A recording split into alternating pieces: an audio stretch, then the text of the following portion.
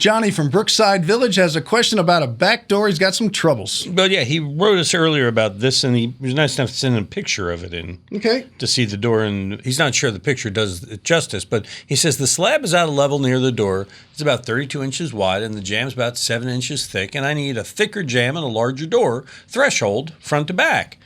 I would like a recommendation on a replacement door with maybe a little more resistant rot and somebody who address this unlevel slab problem. The unlevel slab is going to be when you buy a door. Excuse me. Let me back up a minute. When you buy a door unit, you have the jambs, you have the threshold. Everything is built in place, and it goes into the opening. So the threshold is going to have to be shimmed or something underneath there because it's going to have to be a square opening.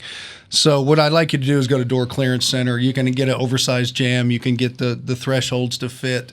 All of this stuff. They'll put the whole unit together, and when they put it in, the installer is going to have to not crank the door to fit the floor, but you're going to put the door in square, and you're going to shim underneath that threshold and seal it, whether it takes a little bit of wood trim, a little bit of caulking, whatever the case may be, but you're going to have to level it out at the threshold.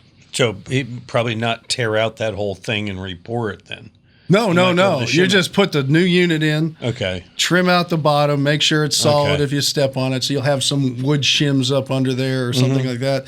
And you really won't notice too much of a difference. But you're not taking out the concrete. No. So it's not that bad a problem. No. You buy the whole door unit all squared and ready to go in. And then you just,